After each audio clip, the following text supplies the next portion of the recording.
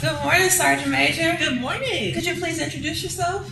I am Denise McFarlane. I was born and raised on the beautiful island of Jamaica, and I wear the rank of Command Sergeant Major in the United States Army. Awesome sauce. So, a disclaimer, the reason why I wanted to have this conversation series is because throughout my career, I haven't had the most success or most luck with trying to resolve issues in my either chain of command or my work environment. And I tend to be self-inward and not have the ability to seek out guidance or have those conversations. And recently I just went through severe adversity which lasted 7 months, and it caused me to do a real hard look at myself and also the way I communicate, how I present myself to the world, and also the awakening of that something has to get better. So that's why I wanted to have this conversation. Okay. So I really appreciate you for coming and sharing the dialogue. And I wanted to get your thoughts on the perception or the term angry black woman. If you have ever encountered that, or if you ever seen that, if you could just share your thoughts about what you think that term means. Thanks for the invite, first and foremost. Unfortunately, I am more the always smiling person, so I've never been viewed as an angry black woman, but I've heard the term used. I've been accused of smiling too much, so I don't take soldiers' comments seriously, so I'm like the opposite. But I've heard the term over and over, the angry black woman, and I have one soldier that just verbalized to me the issue she was going through because she was seen as an angry black woman in the situation to where she actually almost quit the military based on what they perceived of her. Now, I've worked with the soldier, I've not seen that part of the soldier, but that does not mean that someone else have not seen it, so I'm not saying she's completely clear. But what I'm saying is perception is someone's reality. And if I perceive you as angry, it could be some misunderstanding, it could be that heat of the moment action of something that you did that caused me to say, okay, Sergeant Thomas, for example, is an angry black woman. But it's not necessarily that Sergeant Thomas is an angry black woman. What it is the situation at the time brought anger out of Sergeant Thomas. So then would you say that's just a misconception or an excuse that we use to that when we get angry or direct, and it doesn't go our way, to use it as an excuse to say, well, people just perceive me as that? It could be, because even though I don't identify as an angry black woman, someone can perceive me as an angry black woman because, again, it could be from where I'm from. I'm loud at times, I don't yell, but sometimes I emphasize my voice, which is a big difference in my opinion.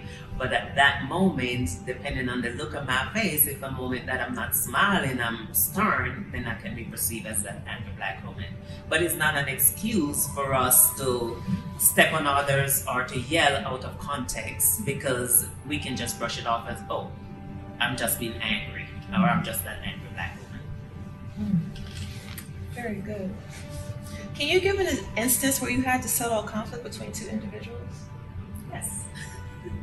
So the way I settle conflicts between individuals might be a little bit different from the norm. But what I do, I brought both soldiers in, separately of course, and I get their opinions separately. Then I brought them in together. When they're together, I'm just the mediator in the room. I'm just here to facilitate the conversation.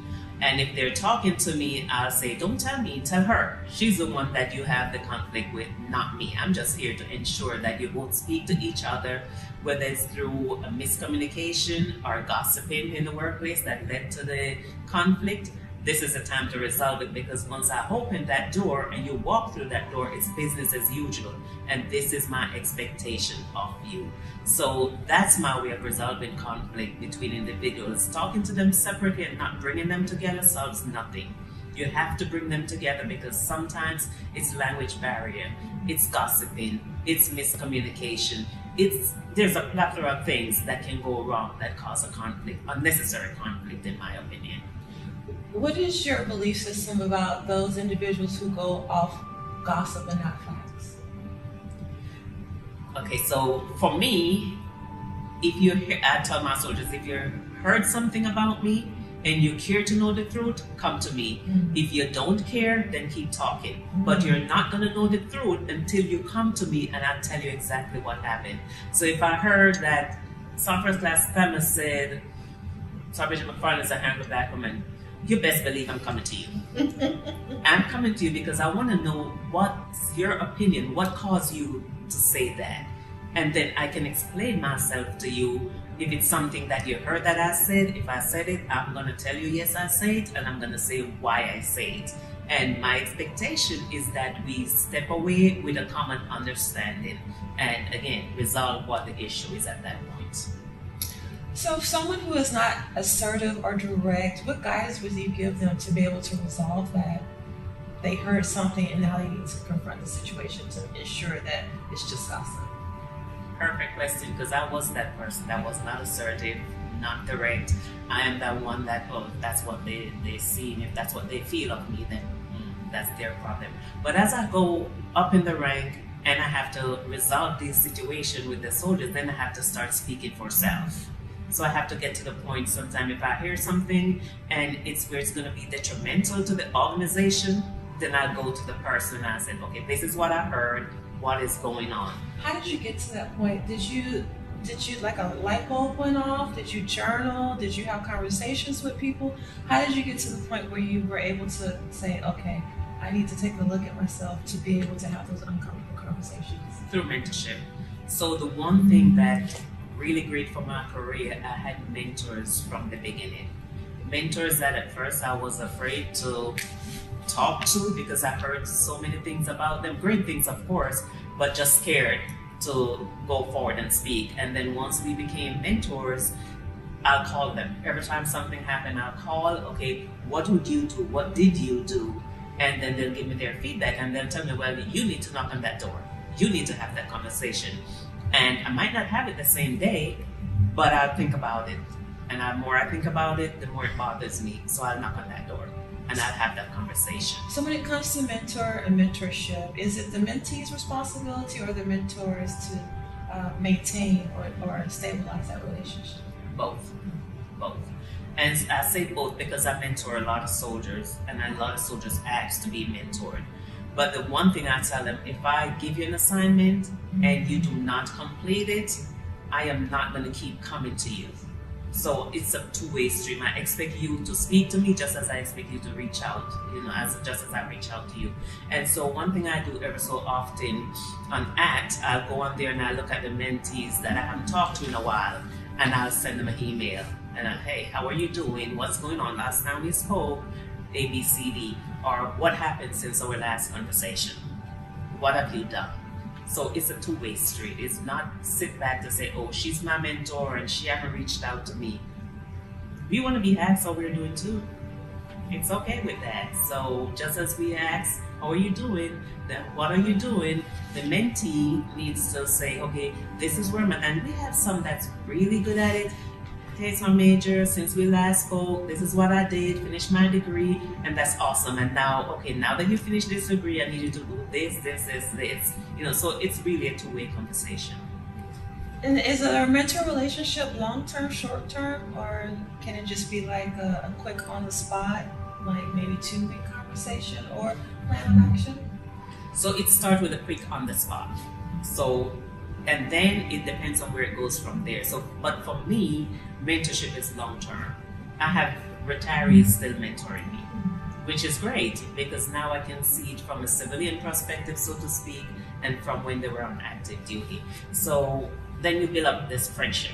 So once they get out of the uniform, you still have this mentorship friendship. So you kind of take another turn to now it's more a friendship versus a mentorship relationship, but it goes both ways. And for me, I'll say long term. Are there any times where you had to resolve conflict with a superior or a raider? Yes. So one specific instance was through an NCOER, which today I still think I was in the right because it was regulatory guidance. And no one told me not to print the regulation and take it to my superior, but I did. And so at the end of the day, the conflict was resolved, but what it took to get to that resolution, in my opinion, was unnecessary because it was me being caught in between things that I had no idea of what was going on. And that almost led to me ending my career in the military. Had it not been for my CSM at the time that said, I heard what's going on, I want to help, I don't want to lose you, what can I do? To which I respond, take me as far as possible from this organization, and hence here I am today. So can we touch on that a little bit? Because I think a lot of us don't have those conversations where we have our peers and then we're either with our peers, below our peers, or above our peers. And sometimes a peer can look at you and for whatever reason wants to take you down. And then they'll have like backdoor conversations about you or try to portray you in a way that meets their agenda. What advice would you give to someone who came to you and was like, well, I know Staff Sergeant Hightower or High Speed is saying these things, but I don't know how to combat what they're saying? So I have a real good example of that. So coming out of seat at one organization, I select my interim replacement. The pair of the interim did not think that that person was suitable for the job. They wanted that opportunity. So they went to the command and they voiced their opinion. And so at that point, I brought the other person and I told them, this is who I selected you. However, your peer, so-and-so, decided that you are not fit. So you are not getting the job because the final decision is the commander, right? And it was an interim position. Needless to say, that could have caused a conflict in the organization. A conflict I was willing to discuss and to dig deeper in, because if the pair who are friends bringing stuff to the commander behind his back, then I'm willing to bring it forward. And I brought them both in. But again, like I said, I developed this confidence over a period of time. So I brought them both in and I told them together, this is who I selected, this is who the commander selected. I wish both of you nothing but the best. So sometimes you have to confront your peers. You have to have that conversation and you have to be prepared because you have no idea what direction it's gonna go. But you have to have honest conversation or you're gonna go home with stress while the peer probably don't even know that you're stressing about something you're stressing about. Undue stress for no reason. Are there any times where you had conflict? I already asked that, I'm sorry. Can you give an example of when you had to overcome a complex challenge or challenges? I cannot think of a major challenge that I had. One thing I can probably go back to was being placed on an assignment and was asking to be removed from that assignment for reasons with the family. And I was told if they had to use the MPs to get me to the airport, I was going on that assignment. And how did you respond to that? And my response was, Roger. But I'm a praying person. And I know when I went to my bishop and I said, sir, this is what's going on. And he looked me in the eye and said, daughter, you're not going on that assignment. And I said, I received it. But I received it still not knowing what was going to happen. And I did not went on the assignment because I put it in the hands of God. And it so happened that other things came up, didn't went on the assignment. The leader still was not pleased. So the other assignment came up. And again, I said, I cannot do this assignment. And this is the reason why, EFMP, all the other things that was going on. And he said, you're going, Roger that. And again, I couldn't go, so I didn't go. But it takes a lot. It's a lot of stress both on the family, on myself at that point. The only good thing is, like I said, I'm a praying person and I'm always smiling. I smile through every adversity. So there is nothing that can really break my smile. So that for me and my strong will was what brought me through that situation. But just the thought of sitting there and seeing leaders helping others, but then telling me they're going to use the MP to take me to the airport, it's like, wow, maybe this is not for me. How would you coach somebody through that situation where they feel as though their situation is dire and they're about to give up before they can reach that resolution? That's amazing, because I actually gave up. I gave up. And that tied into the prior one experience that I said I was going to get out of the military. At that point, my impression is leaders don't care, because if I'm having a family situation that doesn't, I'm not saying I can't move, I'm saying I just can't go to this location right now, and this is why, but I'm willing to go wherever I can get this care. I'm okay with it. So at that point, to me, leaders don't care. And what am I doing with my life?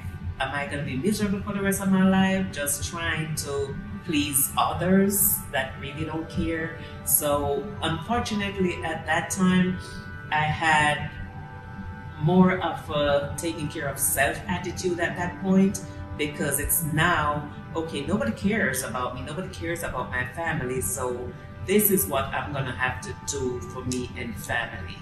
But again, the rescue was that CSM that heard everything that was going on, to include this situation, same leader, same place, and intervene. The challenge we have now is not being fair, with soldiers, and just be open in the communication. If I can't assist you, I cannot assist you, and this is why. But I will do everything within my power to help a soldier to get to wherever they need to be, if it's the best thing for the Army and for the family. Because we people first initiative, unfortunately, wasn't said then, but it is still the same concept. Taking care of family, taking care of soldiers. You take care of your soldier, you took care of the family in the process. Very good. So with your directness, do you feel or do you perceive that sometimes people can take that or misconstrue that as being unprofessional? I'm pretty sure sometimes. And I wouldn't say that I don't care that they do, because as long as they understand why I'm being the way I am, which I believe in the why. I will explain all day long. If I say do something, I'm gonna say this is why. Unfortunately, that's what we're gone away from. So if I'm always, okay, tell the soldier why. So if I'm direct and I'll tell you why, then if you still don't understand, then sorry. We're just gonna have to move on and get beyond that point and do what's best for the organization at that point. When do you think being direct becomes disrespectful? I don't think it can ever be disrespectful. It can be perceived as disrespectful unless that person is just genuinely disrespectful, like someone who's always being disrespectful. But if, in my case, if I'm being direct, I'm not being disrespectful. I'm just saying, okay, Sergeant First Class Thomas, this is what you did. This is the reason why I think you shouldn't have done it. This is another way that you could have done it. So I addressed the situation, I told you what you did wrong, and I told you how you could fix it in the future. So I don't see being direct like that as being disrespectful. Again, that's my opinion. Can you please explain your philosophy of the true freedom that you have when in regards to being very happy, speaking about God? Because I know a lot of us, we don't talk about our faith and how our faith helps get us through, especially in that situation where you knew you weren't going because you talked to your bishop and you knew you believed. Can you share how you got to the point where you were okay with saying God out loud?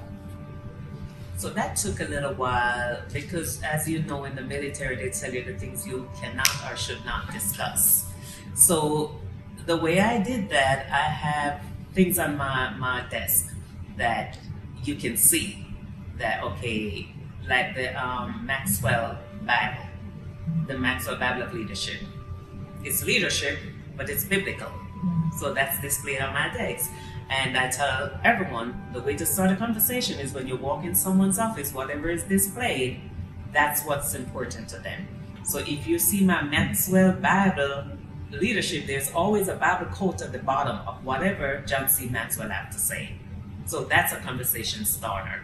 Or if I see someone like outside of uniform at an event, church event, whatever the situation is, then I know this person in the organization believes in God. So I'm comfortable in having that conversation when I'm in the hallway, coming through the gate. I'll say, have a blessed day. So if I say to someone, have a blessed day, I look for the expression, and I know whether or not I can open that conversation with them. And it took a while, but after getting comfortable knowing that God will open that way. If I need to have that conversation, He's going to show me something that led me to start that conversation with that individual. Or that individual going to say, have a blessed day. And that tells me I can start that conversation. So for me, I strongly believe in God.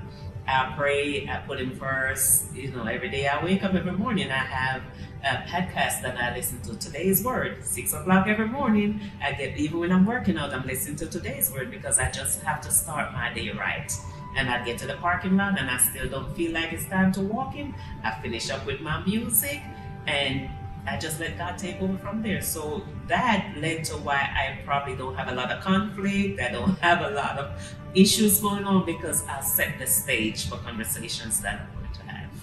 And for example, soldiers around you, they'll pick up on things. I had one in my office most recently and he used a F word and all I said was, I don't curse. Just like that, I said, I don't curse. I didn't say you cannot curse in this office. I said, I don't curse. And his response was, thank you, CSM.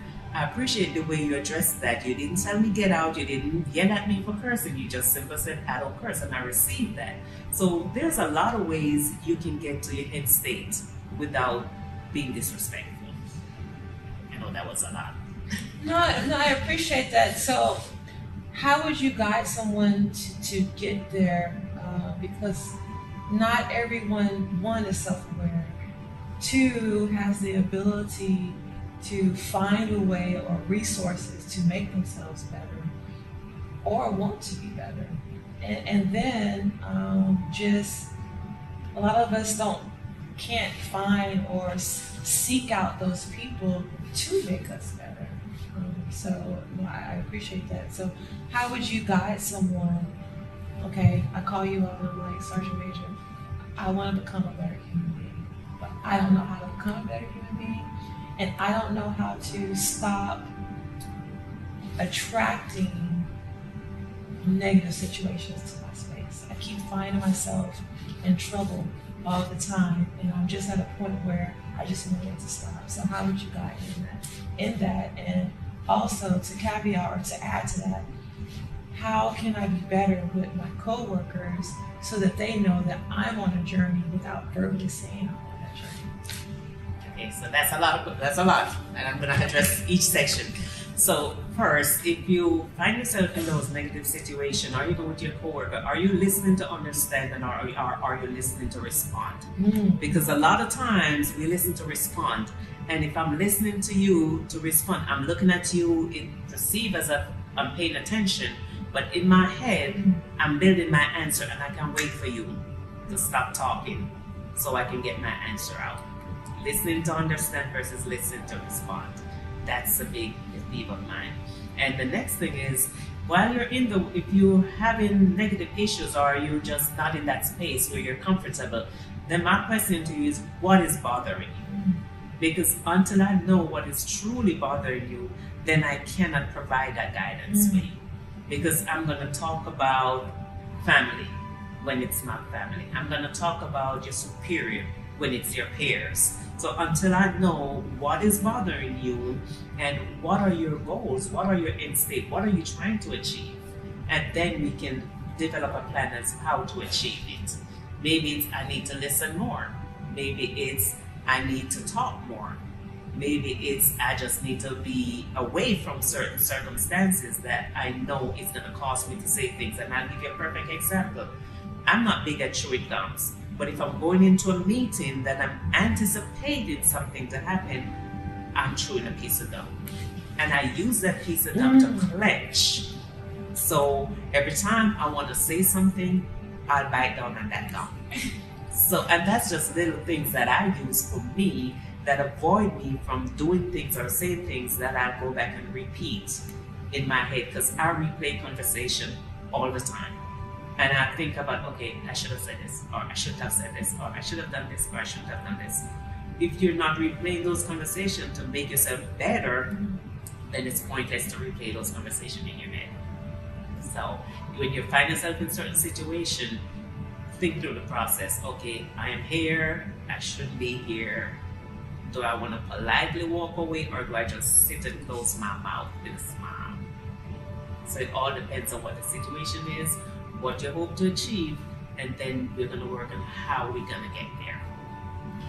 So what does that education look like? Should someone be reading books? Should someone be journaling? Should someone like seek out a mentor? Should it just be a whole bunch of self-reflection? Should it be watching YouTube videos? I personally don't journal. I don't watch a lot of YouTube videos unless somebody finds something funny and send it to me. Then I'll watch it. But I read. So I do a lot of reading. I'm active in the church. I do stuff. I'm busy like the Audie Murphy. I do stuff when I can. The NCOA. So I keep myself busy because, like they said, the devil find work for idlers. So idle minds is also another thing. So if I'm sitting on an appointment, you might see me with a book, or you might see me reading on my phone. I'm always doing something, because when you're not, then you're thinking. And are you doing constructive thinking? Are you doing thinking to even tear yourself down? Because you might be thinking of a conversation you had yesterday. That person is gone.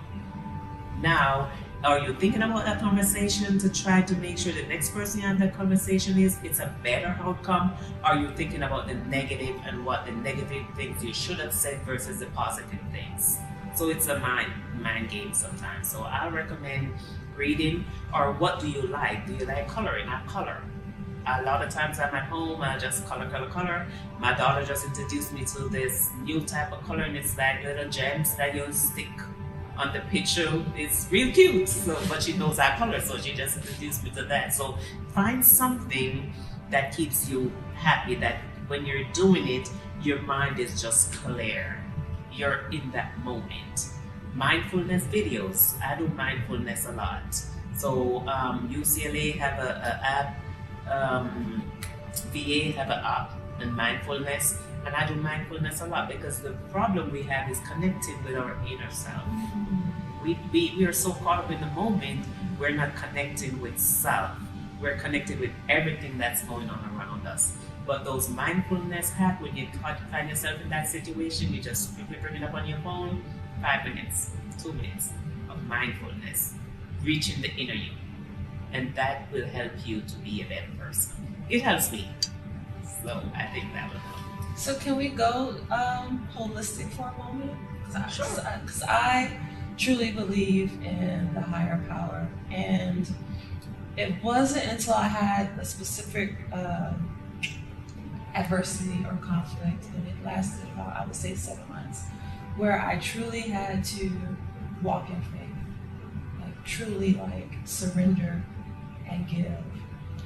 What would you say to someone who is going through their adversity, they're walking in their faith in whatever they believe, whether it's God, the universe, the light, or whatever you want to call it, and they've reached a point where they still believe, but they're tired, they're treading water, and they're like, I want to give up. But you know in your heart that if they continue to believe, that all will be well. Because we all know all will be well, regardless of what we go through. So what would that conversation be like if I came to you and I'm treading water, but I'm just so tired, I just want to give up? Do you really believe? So when we pray and we say, Lord, I surrender, I give it all to you, do you really surrender? Do you really give it all to Him?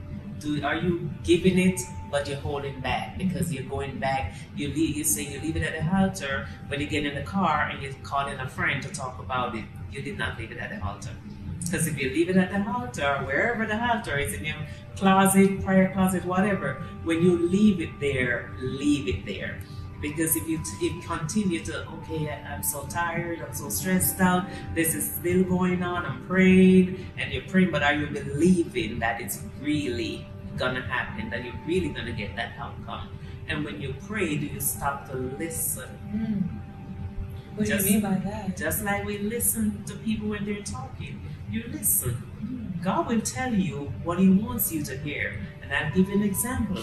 I joined a church and I prayed about, God, where do you want me to be in this church? And He said, I want you to be a greeter. And I got to church the next Sunday morning all excited. Oh, I want to be an usher. Listen now, He said greeter. I've never heard of a greeter. So I translate that to be usher. So I got to church, God put me in a position, I want to be an usher, and I signed up for the usher ministry, and I'm working in usher ministry. Got back in my little prayer closet, I said greeter, so now you're going to be an usher and a greeter because you did not listen. So needless to say, I served that ministry as an usher and a greeter. 2 Sundays I'm an usher, then some other Sundays I'm a greeter. So we have to listen. And when we listen, we're not clear, because I did not see clarity. I ran with the notion of usher because that's what I knew. Greeter was new to me. I've never heard of a greeter ministry. So I failed to see clarity. And sometimes that's where our issue is. We pray, we get the answer, and we walk away with, oh, we're going to do this, but there's no clarity. And if we said, okay, God, I heard you, but I'm not sure what you're saying. I'm not understanding. I need confirmation. Send someone or something that's going to confirm what you're telling me, and you will get that confirmation. So we can use that when we try to resolve our adversity and conflict resolution. It's just to get clarity. So what does clarity look like when you're in the midst of your conflict? So if you're in the midst of your conflict, you got to think, you're not thinking straight. So you have to learn to control your mind, you have to learn to control your emotion. So, and I say that I can be in the big, I want to say conflict, and I'll give you an example after I finish answering your question. So in that moment, you have to be able to do self-control. Because if you cannot self-control, everything is racing. Your mind racing, heart beating, and your emotion is just haywire. So at that point, you have to exercise self-control. Okay, breathe, which is the first thing we tell you. Deep breath, breathe, calm yourself down, and think. Because until you're calm, you can't think, right? So I'll go back to a certain installation. I don't know if you're going to be able to cut this one out or not, but we had an sensitive item missing, and I was smiling. And as the leader in the organization, they couldn't understand why I was smiling. First, I have faith in God that we're going to find this item. That's number one. I know we're going to find it. It's just a matter of time. And if we follow the process, we're going to get led straight to it. So I was comfortable. I was accused of not caring, because I'm always smiling. And so it got to the point where I said, regardless of the outcome, I'm not going to lose my smile. But this is what I know is going to happen. And did we find it? We did. Took a few days, but we found it. But I was in that comfortable place knowing that, okay, God, you're just going to have to lead me to this, because you know what the outcome is going to be. And I know that's not what your plan is for my life. So even though I wasn't the one that literally lost it, I'm a leader in the organization, right? And we know how the Army operates. I have to stand up to and say, okay, why I allow my soldier to lose that item, right? So, and I tell the soldier over and over, hey, calm down, relax, we're going to find it. It's easy for you to say, yes it is, because I know that we're going to find it. But too often, at the heat of the moment, we don't stop to think. We don't take that step back to say, okay, what happened? Step by step. What could I have done differently? And now that we resolve is, how am I gonna approach the next situation? It's a difficult road. Conflict is always gonna be in the organization. Lucky for me, I don't have a lot of conflicts. But I think it's mostly to my personality. Credit to God for always bringing stuff to Him, placing it in His hands and saying, it's yours. You fight that battle. Very good. So now I'm going to ask some conclusion questions. Leadership is essential. In your own words, how would you define it and how do you apply it? How do I define leadership? So we have leaders and we have managers. And I let leaders lead and I let managers manage, because we have to identify strengths and weaknesses, and then we help to build on that weakness. So for me, a leader is someone that you don't wait to be told to do something. But on the flip side of that, the manager manage an organization to where they still cross over in that leadership role and leaders still cross over in that manager role, but you can define the two or you can separate the two, because the leader is always there, not necessarily out front shining, but they ensure that their subordinate is out front. They ensure that they give their subordinate the tool that they need. They ensure that everything does not reflect on them, but it reflects on the organization.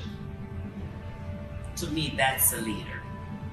And taking care of soldiers, as we are all soldiers, taking care of soldiers, leading them in the right direction, guiding them, not be afraid to call parents for good and bad. Hey, Mrs. Thomas, did you know that your daughter just won the Soldier Month board? That's leadership. The soldiers left home. Parents don't have a clue what they're doing sometimes. Or, hey, call mom. Tell mom what trouble you just got into. Leadership. So we like to use the book definition of leadership, but we have to think outside the box. We have to be creative as leaders to reach the soldiers. And don't forget about the family, because we have to provide that guidance to the family too. We have to provide that leadership, mentorship to the soldiers, leadership to both soldier and family members. Do you think it's important to be a good follower as well? Of course. You cannot be a good leader without being a good follower. You have to be able to follow in order to lead. So far in your Army career, what might be some actions or non-actions you regret? Actions or non-actions I regret?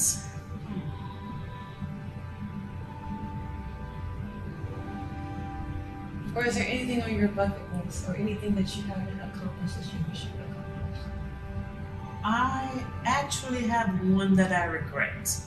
And it wasn't until it was brought to my attention a few months ago that I realized, ouch, I did that wrong. So I'm in the business of taking care of soldiers. And so when I was leaving a particular organization, I knew that these soldiers was not going to get the leadership that they need. So in my mind, taking care of those soldiers, I ensured that they were out of the organization before I left. But that was a bad call. At that time, I didn't see it as a bad call. I saw that as taking care of these soldiers. Well, they were great leaders. And so I took away the great leaders from the organization, and the juniors suffered a little bit. That was a bad call. And it's not until one of those leaders a few months ago said, hey, Sergeant Major, do you think that when you move us out of the organization, that's why so-and-so had to struggle so much? And I had to stop and think about it. You're right. So sometimes as leaders, we're taking care of some, but it's to the detriment of others. And that's one thing I regret doing. I was happy that I got them out of the organization, but it hurts to know that others suffer from removing them from that organization. If I could go back, I would probably stay longer in the organization. I'll still get them out, but I'll stay longer to develop the others. Thank you for sharing that. If you were to create a mantra, what would that mantra be and why? I have to reflect back on that book, Leaders Eat Last. By Simon Sinek, yes. Leaders Eat Last. And sometimes as leaders, we want to be seen. We want the world to know, oh, I am Sir Major McFarlane. But if you think back to how I introduced myself, my rank is less. Because I'm a mother, I'm a wife, I'm a soldier, I'm everything, and I wear this rank. I wear the rank with pride, but I know that I'm going to take this rank off one day. So that's why my rank comes last.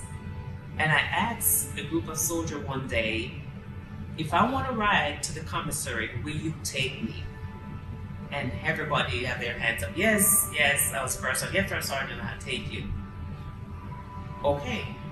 If Denise want to ride to the commissary, how many of you will take me? And a few hands went up. And I said, that's my problem right there. I don't want you to take First Sergeant McFarlane to the commissary.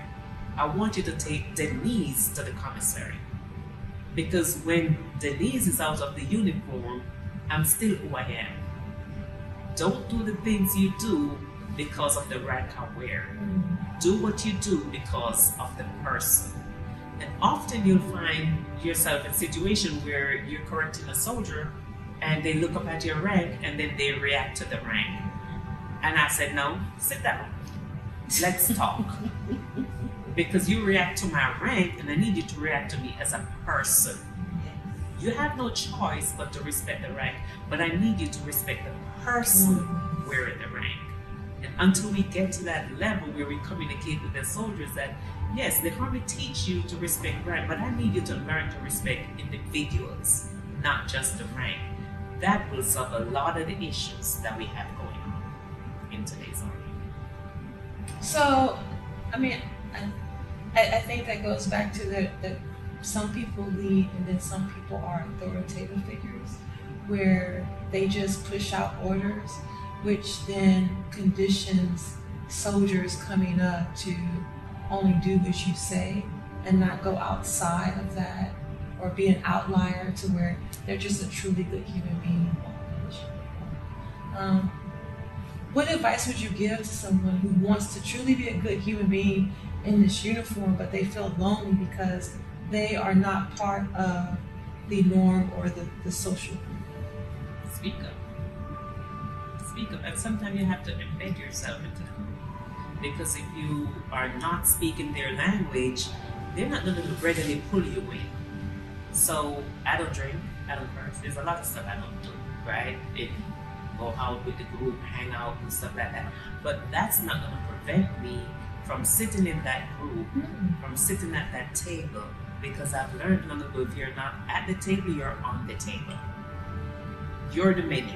So you have to sit at that table. Can you elaborate? To avoid being the menu. Can you elaborate? Sure. So if there's a discussion that's going on about, say for example, a section you work in, and then we have, say, 5 NCOs in that section, and now we have to go down to 4. If 4 of those NCOs is sitting at that table when the decision is made, the one that's not at the table is more than likely going to be the one that's not going to be in that group any longer. That's the one that's going to we're going to find another job for. And it could be that that's not the right person that needs to go, but that person was not at the table, so they're the menu, they get chopped, right? So I always say to the soldier, be at that table. Do not give your seat up at that table. If given a seat at the table, be there, join the discussion, bring value to the conversation. Don't just be at the table as well. Bring value to the conversation. If you don't know, research. Come back the next time, be prepared. Hey, what's the discussion next week for the meeting? Do you have anything? And you do your research. And you come and you bring value added conversation. Because other than that, you are just another person sitting at the table. So you're keeping your seat, but you're just keeping it moved. That's good. I never heard that before. I'm going to keep that in my little toolbox when I talk to soldiers. That's right. And what would be one of your most significant lessons learned in your career that you could share? one of my most significant lessons learned is to realize that you can learn from junior soldiers. You can learn from junior soldiers, and junior soldiers have a lot to say. We just have to listen. So I have several examples. One, I had a soldier, he was a specialist at that time, I was a sergeant first class, and I kept saying, hey, go to school, go to school, go to school. At that time, I need 2 classes to finish my master's, and I paused. And the soldier, E4, looked at me and said, Sergeant Man, if you finish your 2 class, I will go to school. Some might perceive that as being disrespectful, right? Because of the rank. To me, that was challenge accepted, right? So to me, that was not disrespectful at all. That's like, okay, I'm telling the soldier to go to school, but yet they are all aware, because I told them I have 2 more classes and then finish my master's, but I'm not doing anything. But I'm pounding you, go to school, go to school. I'm telling you all the reasons why school is important, but I'm failing to finish mine. And I took the challenge on, and I finished my master's, he finishes associates, right? Then go back to the dental world. When I came in the Army, we had the dark room where you develop your x-ray, you shake it in the water, and if the light comes in, your x-ray spoiled. Then, fast forward to now we have digital x-ray. I'm no longer in AIT, 10 years in the Army now. So, who is best to teach me? The junior coming out of AIT. I have to learn how to be humble. I could have learned otherwise. I could have said, hey, send me TDY to San Antonio. Why would I want to do that? I have juniors coming out of school that have the latest and the greatest experience. Come here, so-and-so. Show me how to run this machine. But it takes humility. Leaders have to be humble to know that you can learn from anyone. You're teaching them and you're learning from them at the same time. So humility, empathy will bring us a long way. Thank you so much, Sergeant Major. I really appreciate your time. This was a great conversation. Thank you. Thank you. You have to have heart to want to go through the process.